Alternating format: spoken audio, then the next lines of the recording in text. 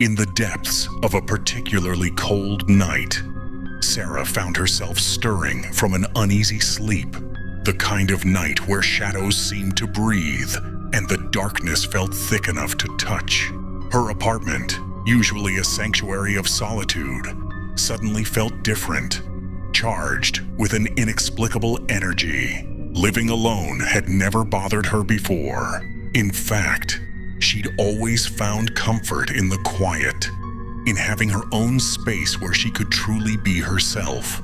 The occasional creaks and settling noises of the old building had become familiar friends, a gentle reminder that even silent things had their own voice. But this night was different. As she lay there in her bed, trying to convince herself that sleep was just around the corner, she heard it, a whisper. So soft, it could have been mistaken for the wind, except it wasn't. It knew her name, Sarah. Her heart began to race, pounding so hard she could feel it in her throat.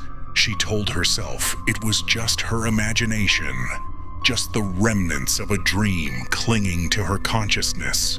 But deep down, she knew better. She had always been a rational person, someone who could explain away the unexplainable. But how do you rationalize a voice that shouldn't exist? Then it came again, closer this time, as if someone or something was standing right beside her bed. Sarah.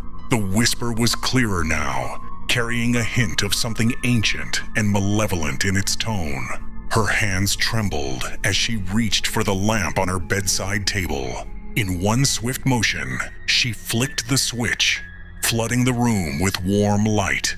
Her eyes darted to every corner, every shadow, searching for an intruder, an explanation, anything that could make sense of what was happening.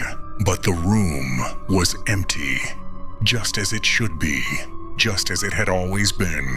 For a brief moment, relief washed over her, until "Turning on the light won't save you." The words slithered through the illuminated room, mocking her attempt at safety. The voice was everywhere and nowhere at once. And Sarah realized with growing horror that whatever was happening, it wasn't going to end with the rising sun. In that moment, she understood that some things in this world can't be explained away with logic or reason. Some things exist in the spaces between what we know and what we fear, waiting for the perfect moment to remind us that darkness isn't just the absence of light. Sometimes it has a voice of its own.